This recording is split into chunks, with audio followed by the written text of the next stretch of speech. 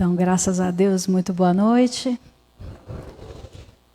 Nós estendemos o nosso boa noite ao pessoal que está em casa, no tratamento à distância, ou só nos acompanhando. Aí a gente lembra como é importante deixar aquele copinho de água para fluidificar. É incrível o poder de medicação da fluidificação num copo de água.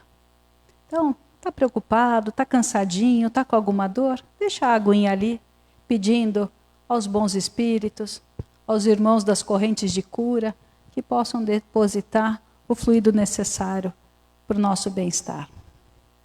E nesse momento, então, vamos evocando as forças do bem.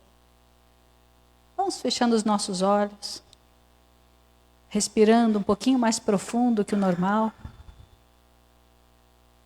já dando condições ao nosso corpo, mas principalmente ao nosso psiquismo, de entrarmos em sintonia, em vibração, com as equipes superiores, com os nossos irmãos esclarecidos, que estão aqui entre nós. E que cada um de nós consiga encontrar aquela frase, aquele sentimento, aquela ideia que anime, fortaleça a fé e que a gente saia dessa casa santificado.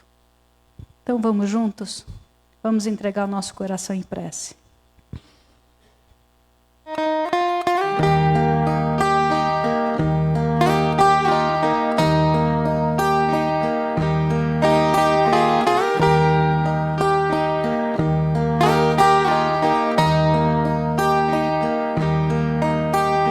Pai nosso que estais no céu,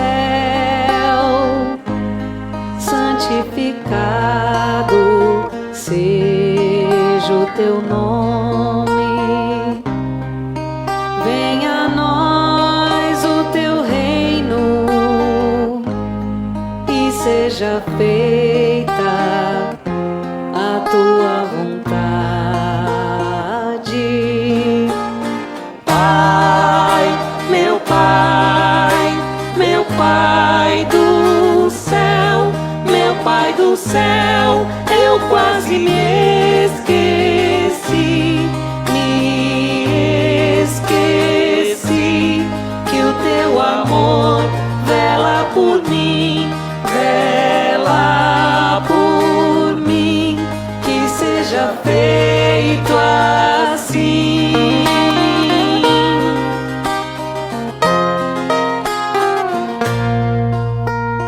O alimento desse dia, dai-nos agora e sempre.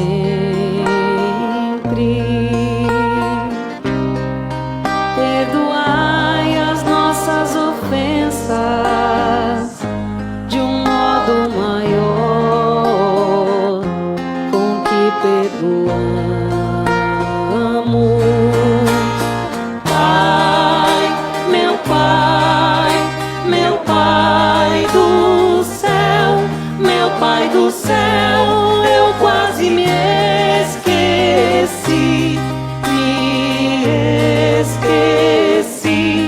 que o teu amor vela por mim, que seja feito assim.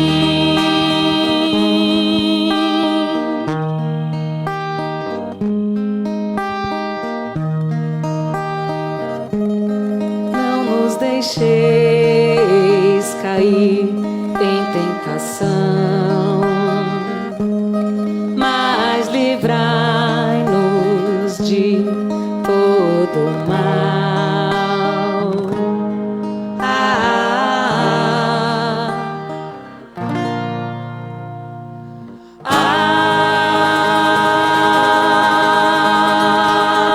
Amém.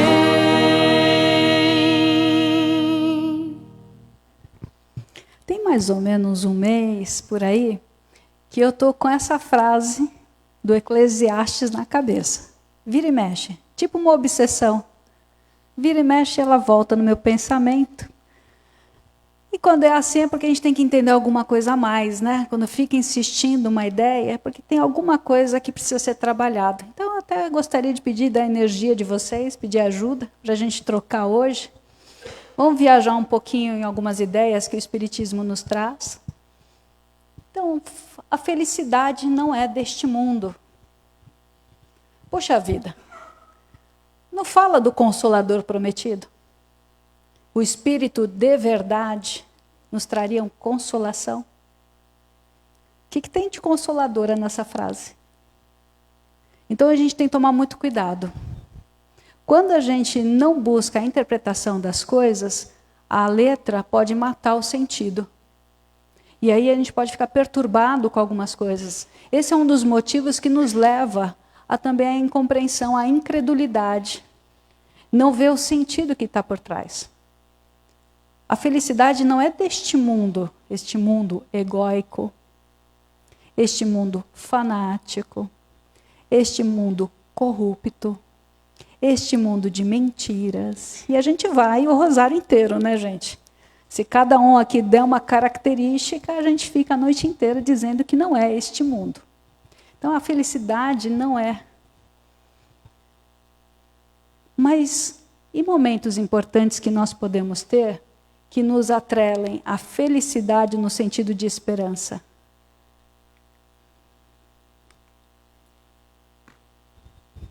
Eu já apanhei hoje bastante, eu vou apanhar de novo. Bom, Jesus não promete felicidade neste momento, neste mundo, mas promete paz. E são coisas bem diferentes. Paz nesse mundo de escarcéus, como diz Emmanuel, como ter paz nesse mundo de escarcéus? A paz, então, é um movimento diferente, que tem muito a ver com fazer aquilo que é preciso. Não está dito fazer aquilo que é gostoso. Não está falando que é fazer aquilo que é mais cômodo. Não está falando que é para fazer aquilo que é mais fácil. Então vamos lembrar que nós estamos saindo da infância da humanidade, que a doutrina espírita é progressista, evolucionista. Ela fala de mundos infantis, mundos primitivos, onde impera somente instinto. A racionalidade está longe de existir. Existem mundos de provas e expiações, que é onde nós atualmente estamos residindo. Provas e ou expiações. Então está dizendo que é um lugar onde nós vamos ser testados. Mas às vezes não é um teste fácil, não. É um teste que vai tirar a gente, muitas vezes, do eixo. E se a gente não tiver uma trilha segura para seguir, então, treinar a nossa fé, e não estamos falando fé espírita, porque a gente sempre bate nessa tecla. Nós estamos falando de uma fé que transcende. O que é transcender? A função que transcende é a função que lida com o oposto. A luz com a sombra. O feminino com o masculino. Aquilo que vai confrontar os opostos. Se a gente não tiver uma estrutura psicológica em frente a isso, nós não conseguimos dar conta. É o que a gente está sentindo hoje em dia. E a fé, que vai alicerçando a nossa paz, já não é uma aventura? Já não é uma riqueza nesse momento? Ter paz para decidir? Ter paz para viver em família? Ter paz para trabalhar? Gente, parece artigo de luxo. Mas vamos lá. Então, nesse nosso mundo de escarcéus, nesse mundo de provas e expiações, o que nos estamos deparando não é com o outro. É quando isso aqui está dentro de nós.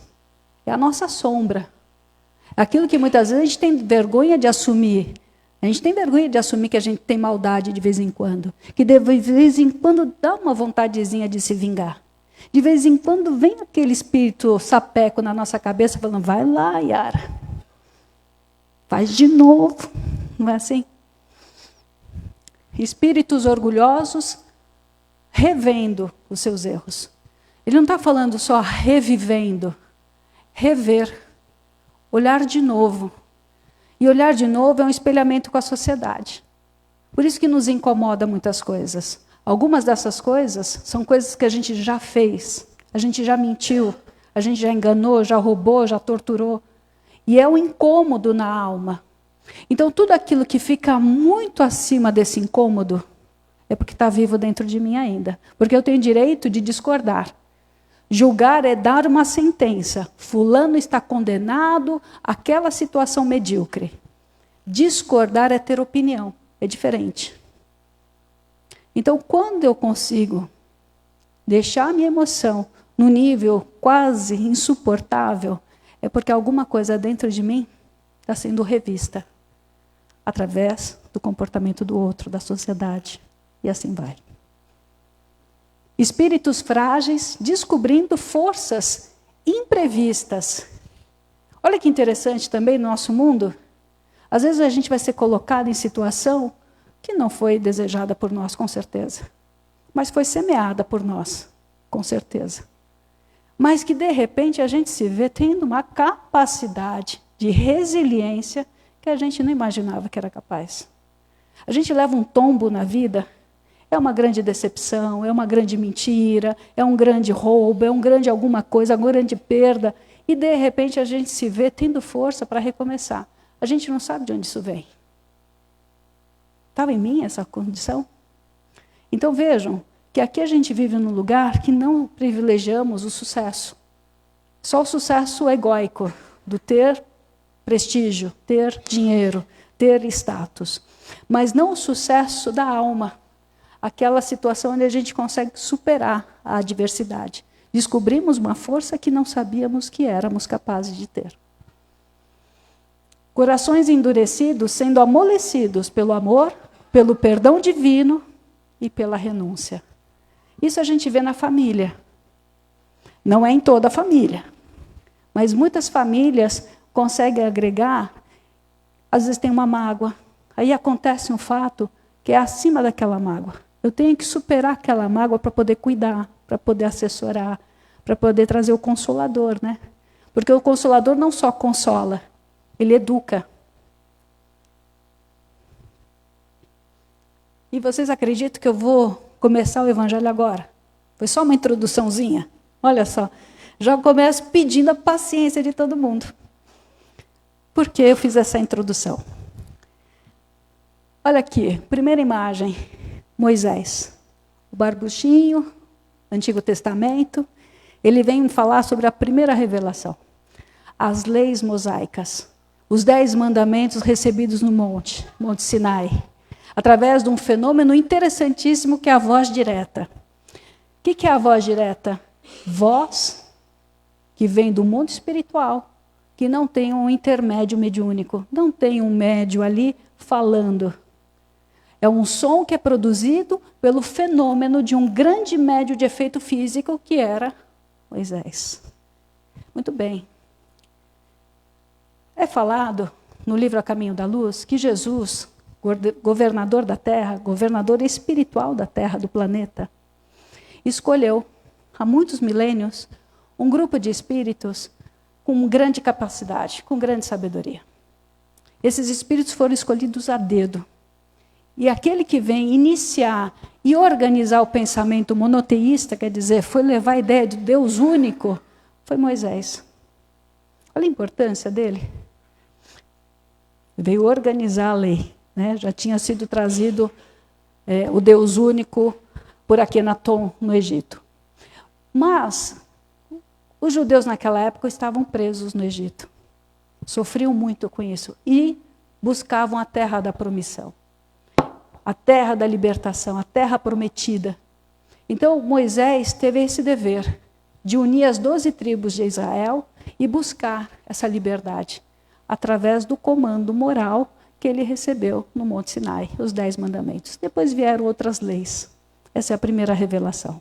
Está no nosso Evangelho segundo o Espiritismo, primeiro capítulo. Não vim destruir a lei. Depois, qual é a segunda revelação? O próprio Mestre. Quando ele veio, ele personificou, governador da terra, com plena humildade, com a amorosidade dele nunca visto antes, com a capacidade de não se contaminar pela maldade. Ele vem na terra como cordeiro e fala prega, cura, auxilia, reencaminha. Ele faz esse milagre, que é o estímulo à transformação moral do ser humano. Ele escolhe algumas pessoas para estarem ao lado dele, os apóstolos. Passa-se um tempo, lá no capítulo 14 de João, na última ceia, na Santa Ceia, naquele momento onde Jesus está avisando que ele vai partir, porque ele foi traído. E aqueles seriam os últimos momentos dele na terra. Os apóstolos começam a ficar muito entristecidos, com um tom muito melancólico no ar. Aí ele fala assim: não se perturbe o vosso coração. Crede em mim, crede também no nosso Pai. Há muitas moradas na casa do meu Pai. Se assim não fosse, eu já vos teria dito. Pois me vou para vos preparar o lugar. E após ter ido e vos preparado o lugar, eu voltarei e vos retomarei para mim, a fim de que lá, onde eu estiver, vós estejais também. E ele fala: encaminharei o Espírito de verdade, o Consolador prometido, que estará com vós até o final dos tempos. Chega então a ideia que a terceira revelação, não vou nem falar que é o Espiritismo, vou falar que é a voz dos Espíritos, que Jesus está nos comandando através do pensamento. Essa é a ideia do nosso evangelho hoje. E a gente pensa bobagem, não pensa? Como a gente afasta Jesus, hein? E quanta coisa feia que a gente fica assistindo e fica alimentando. E vai deixando o pensamento torpe, e vai deixando contaminar, e vai deixando o nosso passado voltar. Então, a influência hoje está naquilo que pensamos. No Livro dos Espíritos vai fazer a seguinte pergunta: qual é a influência dos Espíritos em nós? O quanto que eles nos influenciam? Muito mais do que possais imaginar. Então, olha só o nosso intercâmbio. Quando muitas vezes nós estamos abertos a ter uma contaminação mental de espíritos sofredores o tempo todo. Sendo que Jesus falou que a terceira revelação seria o Consolador prometido, que é a voz dos Espíritos, o Espírito de verdade. Eu sou o divino jardineiro, que cultivo no silêncio dos vossos pensamentos. Olha que lindo, gente. Alô? E como é falado, depois dos apóstolos, foram mais de 70 apóstolos, mesmo que não estiveram presentes com Jesus, em vida, mas que foram reencarnando, e muitos outros apóstolos vieram. E aí a gente dá um salto no tempo e vai parar nessa figura aqui, que é Humberto de Campos, irmão X. Vocês vão costurando o que eu estou falando, tá bom? Humberto de Campos nasceu em 1886 e desencarnou em 1934. Olha a data. Jornalista, escritor, político, cronista, um gênio. Foi membro da Academia Brasileira de Letras, ocupou a cadeira número 20. Mas o que eu queria que vocês prestassem atenção é nisso aqui, ó. Olha o ano. 1937. Desencarnou em 34. Em 37, ele já lança o primeiro livro, pela psicografia do Chico Xavier. Quantas perguntas se falam assim: nossa, quanto tempo leva para passar uma informação espiritual, uma psicografia? Quanto tempo leva para voltar, para reencarnar? Olha a lucidez desse espírito. E ele não manda qualquer livro não, hein? Brasil, coração do mundo, pátria do Evangelho. Então ele é um apóstolo vivo, dizendo da importância da nossa terra, da nossa cultura. Não é a única, mas a importância do acúmulo de médios reencarnados no Brasil. Por que que a farmacologia no Brasil cresce tanto? Principalmente com medicação psicotrópica. Controlar depressão, ansiedade, medo, fobias, né? Por quê? Será que não tem a ver com a nossa paranormalidade? A nossa mediunidade?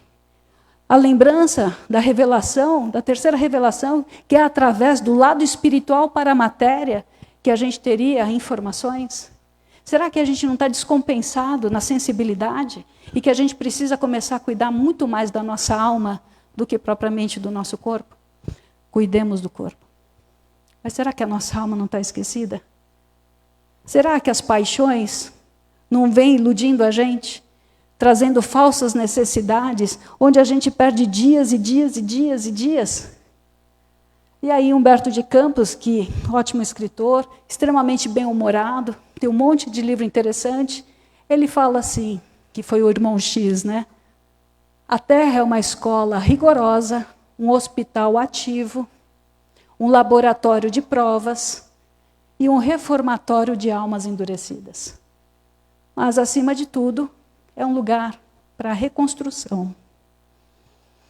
Então, a Terra pode ser uma escola, um presídio, ou um reformatório, ou um hospital, até psiquiátrico. Em que lugar que a gente está estagiando da Terra? A gente está na escola? Ou a gente está escolhendo o reformatório, a penitenciária, as prisões? Ou nós estamos ainda tão adoecidos da alma que a gente está vivendo um hospício? E aí ele fala, juntando 4 características. O irmão X, a informação do mundo espiritual, a terceira revelação.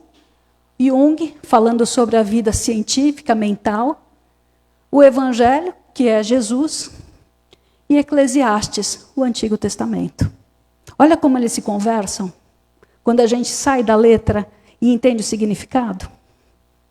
O irmão X fala que a Terra, como escola, vai oferecer lições vivas, aprendizado, que vem pelo cotidiano. Repetição, repetição, é o dia a dia. Vejam quantas pessoas têm uma vida que é exclusivamente para ela. Tem pessoas que vieram para a reencarnação somente para cuidar de problemas pessoais. E faz parte. Algumas estão na transição. Por exemplo, o chefe de uma empresa. Ele tem vários funcionários que, aparentemente, ele oferece serviço. Então, ele está ajudando a sociedade. Mas, às vezes, ele é tão egoísta, só vê o lucro, que ele está ainda com dificuldade de transitar para contribuir com a sociedade de uma maneira mais humana. E aquelas pessoas que vieram para o mundo para contribuir. A gente estava falando esses dias, né? Um professor, um enfermeiro, né? Até um policial. Por que eu falei até? Por favor, não é julgamento, não. É porque o policial tem que estar sempre na linha entre o bem e o mal. Né? É uma linha tênue entre ser o certo, caminhar pelo correto e defender a sociedade e cair também na delinquência. É uma prova muito difícil. O Jung fala que é uma expansão da consciência, integração da sombra. A escola de conhecer aquilo que eu projeto no outro. Tudo aquilo que eu não dou conta de lidar, de evoluir, eu posso virar uma sombra, complexos, que podem me restringir a capacidade de escolha. Eu vou vivendo como se não fosse eu. Eu vou vivendo como se eu tivesse uma limitação mental. E isso causa muito sofrimento psíquico. Então, um dos processos é aprender a lidar com essa sombra. É aprender a lidar com aquilo que me constrange, com aquilo que me paralisa. A segunda questão, a terceira questão do Evangelho, é que só é possível lidar com a sombra nos atos do dia a dia, do cotidiano, através do exercício do amor. Mas amor não é só, ai, que bonitinho, ai, que docinho. Não é isso, amor, né? Não é essa coisa melodramática. Isso dá mais para paixão do que exatamente sentimento. O amor é a capacidade de ver o bem. O amor é a tentativa da resiliência, de corrigir aquilo que não está bom. O amor se mostra de várias facetas.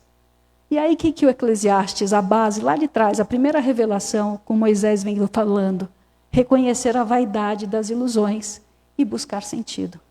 Olha que legal, gente.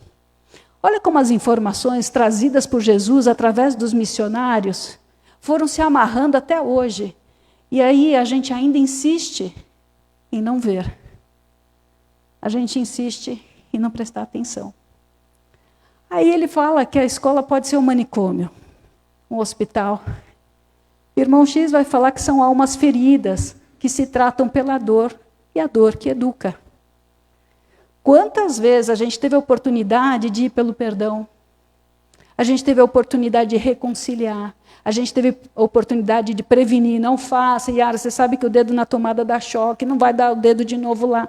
Mas a Yara vai, coloca o dedo.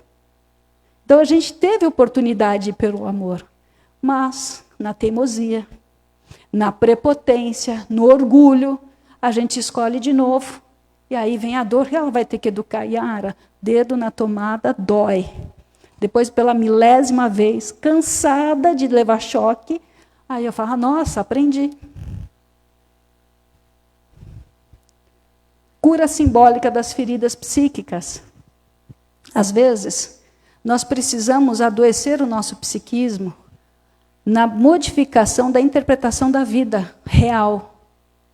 Nós criamos a ilusão, nós criamos estados de delírio. Através do nosso orgulho ferido, da nossa vaidade, nós queremos que o mundo seja do nosso jeito. Então, incapazes somos de reconhecer os erros, as falhas, nós transferimos essa responsabilidade psicológica para o próximo. E não vai ter jeito, nós vamos adoecer. Começamos a adoecer do espírito para o perispírito. O perispírito adultera o corpo mental, que é o nosso corpo psíquico. E não vai ter jeito, teremos resposta para o biológico. Vinde a mim, vós que estáis cansados. Mas ele fala, para toda doença existe um remédio. Volta para mim. Não adianta eu querer curar minha alma só com remédio. Só com remédio não vai curar minha alma. E a mudança de comportamento? Se eu eu sou uma pessoa que eu sou fumante, e eu colocar o adesivo para parar de fumar, vai me ajudar? Pode ser que sim, pode ser que não. Por quê? Porque se eu não fizer o que me levou à compulsão do cigarro, as carências, as faltas, as situações afetivas que me levam a usar uma bengala existencial, porque todo vício é uma bengala, o açúcar, né, as drogas, o álcool, eu vou estar sempre procrastinando, vou estar sempre deixando para depois. Então essas feridas psíquicas continuam abertas. E eu vou cada vez agredindo mais ao meu próprio estado de espírito. Uma criança, às vezes no ambiente, já um ambiente tenso, maldoso, violento, ela começa a contar uma mentira, ela começa a bater no amiguinho. Se ela não é educada, dizer, olha, isso não é bom, não faça assim. Se ela não é educada, ela olha, vê que ninguém a repreendeu, um estado mórbido da alma, nas nossas feridas psíquicas do passado, voltam. Então ela não vai só bater, agora ela vai machucar. Ela vai crescendo, ela vai virar um adolescente, ela vai virar um adulto, ela vai criando esse estado mórbido dentro dela e ela pode chegar ao estado dos mais absurdos comportamentos. Vamos lembrar que tudo se cronifica. Vinde a mim. Tudo passa. A dor é parte da vida humana. A felicidade não é deste mundo. Faz parte a dor, como modelo de educação. Mas quando eu não quero me educar, eu adoeço, preciso do Hospital Terra. Mas pode acontecer de que eu não tenho a mínima vontade de evoluir. Que eu sou um espírito que eu acho que a vida tem que me servir. Deus não existe porque Ele não está me servindo. A partir do momento que eu acho que Ele me serve para os meus bens egoístas, então Deus serve, então Ele existe. Então não é Deus relação amor, felicidade com a vida plena com todos. É Deus para me servir. Esse tipo de Deus não existe mais. Já foi. O que ele vai falar sobre o planeta reformatório, o planeta presídio? Expiação como reequilíbrio. Lembra aquele caso que o Chico contava do rapaz? Um rapaz preso numa cama, não enxergava, não falava, não escutava, não se mexia. Por que uma reencarnação assim? O que se aprende preso num corpo? Eu não posso ver, não posso falar, não me comunico. Eu estou lá só em sofrimento. Para que uma vivência assim? É uma vivência expiatória, onde o livre-arbítrio, temporariamente, naquela reencarnação, vai estar cerceado, vai estar controlado. para que através dessa expiação ele aprenda que dói. Causar dor dói. Se dói em mim, dói no outro. É o exercício da empatia. Então a expiação serve para mostrar para a gente, na pele, que a gente não deve fazer ao outro o que a gente não gostaria que fizessem. Confrontação do ego com a sombra e a responsabilidade. Se a gente semeia, não tem que colher? Vocês acham que a vida que vocês levam é fruto da imaginação? Que a vida que a gente leva é um combinado de acasos? Foi por sorte? Você acha que isso é realmente a vida? Foi uma situação que simplesmente veio? Não, eu posso não ter percebido o motivo, mas nada na vida é por acaso.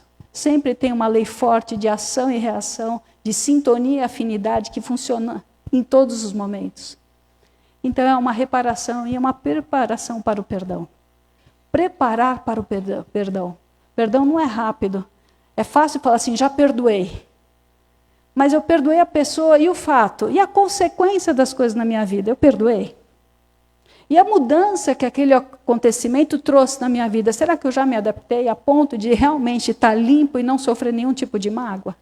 Então o perdão é um processo lento, delicado, que é assumir as responsabilidades. E não tem como, né? Se a gente não tiver a humildade diante da finitude. Finitude, quando a gente pensa nessa palavra, a gente já pensa em morte, né? Não é essa finitude. É finitude da dor. É finitude do sofrimento. Será que a gente já está pronto para isso? Parece bobo, né? Mas será que eu já estou pronta para viver livre? Será que eu já estou pronta para viver feliz? E para encerrar a nossa noite, a condenação é o peso da própria consciência. A salvação é o alívio e a paz que surgem quando a alma se harmoniza com a lei. Qual é a lei e os mandamentos? Lembra perguntando? Os apóstolos perguntando para Jesus, qual é a lei? Quais são os mandamentos? Amar a Deus de todo o teu coração, de toda a tua alma. E ao próximo, como a ti mesmo. Essa é a lei. Vocês vejam que a gente vai para o universo. A gente vai buscar a vida em Marte. A nossa ciência galopa com várias coisas complicadíssimas de física, de matemática, de 1000 ciências. E a gente volta para o básico. Sem amor, não há salvação. Sem a caridade, não há salvação. Pedro, no evangelho dele, nas cartas dele, fala que a caridade cobre a multidão de pecados. A caridade é um olhar perante a vida. Não é um olhar de dó, mas é um olhar de cuidado, de atenção. É um olhar de zelo. Você vê uma fofoca. E aquela fofoca está falando de alguém, de uma família. Eu devo levar adiante? Às vezes só o silêncio vira caridade. Eu não sei. Mesmo que fosse verdade a fofoca. Só de não levar adiante, eu já estou respeitando o momento daquela pessoa. Que pode não ser o mais bonito, o mais brilhante, mas é um jeito também de exercer a caridade. Então, existem tantas formas que a nossa psique, o nosso entendimento espiritual já pode praticar.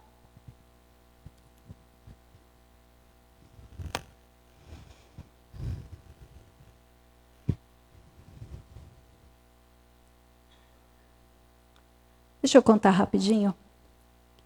O desdobramento astral de Eurípides Barçanufo. Contei esses dias, eu gostaria de contar de novo, porque é uma história muito impactante, muito bonita. Eurípides Barçanufo tinha muita mediunidade, um dos apóstolos. E ele, em desdobramento astral, sem controle algum, se vê fora do corpo. E tem uma força que puxa ele para o alto, e por mais que ele tente voltar para o corpo, ele não consegue. É uma força extremamente poderosa. Ele acaba cedendo. E ele é puxado, ele é levado para um lugar. Nesse lugar, ele vê uma pessoa sentada. Quando ele se aproxima e aguça a visão dele, ele vê que é o próprio Mestre, é Jesus. Porque a gente tem Jesus como algo inalcançável, né? Inatingível, uma coisa muito distante da gente. Mas ele é perto. Jesus não fala nada, mas lá pelo tanto, ele vê que Jesus está chorando. E ele pergunta para Jesus, né? Por que choras? Por que choras? Por que choras? E Jesus responde mentalmente para ele que não é porque as pessoas não conhecem o Evangelho, é porque as pessoas não praticam o Evangelho. Interessante, né? Então não é falta de conhecimento que a gente tem por causa das nossas dores. Nós não sofremos por falta de conhecimento. Nós sofremos por teimosia. Nós sofremos por acomodação, por preguiça. E isso é uma perda de tempo muito grande, que está dizendo assim, muito se pedirá àquele que muito recebeu. Que a gente leve a mensagem do Evangelho no nosso coração e a gente pelo menos leve um pouco mais de paciência, menos irritação, um pouco mais de calma, menos impulsividade. Se a gente já conseguir treinar um pouco isso, a gente já está caminhando, já está se libertando um pouco mais das angústias existenciais. Vamos fechar os nossos olhos. Vamos encerrar a nossa noite, o nosso dia. Vamos pedindo sempre as bênçãos do nosso Pai. Que a gente fixe alguma frase do Evangelho dessa noite. E a gente caminhe com essa frase ao longo da semana, trazendo mais reflexão. Que a gente se dedique a estudar um pouco mais o que esse pensamento tem a ver com a nossa vida, com esse momento que estamos passando. Deus, nosso Pai, gratidão por essa noite. Gratidão pela permissão dos Espíritos Consoladores estarem aqui. Permissão desses irmãos queridos nos acompanharem em nossos lares, trazendo as bênçãos, trazendo a cura, trazendo a paz. Pai nosso, que estais nos céus, santificado seja o vosso santo e divino nome. Venha a nós o vosso reino, seja feita a vossa vontade, assim na terra como nos céus. O pão nosso de cada dia nos dai hoje, Senhor. Perdoai as nossas ofensas, na medida que nós perdoarmos aqueles que nos têm ofendido. E não nos deixeis cair em tentações, mas livrai-nos de todos os males. Graças a Deus, graças a Jesus. Uma ótima noite a todos, muito obrigada. Vão com Deus e até o nosso próximo encontro, se Deus quiser. Muito obrigada. Por favor, silêncio, que o trabalho na espiritualidade continua.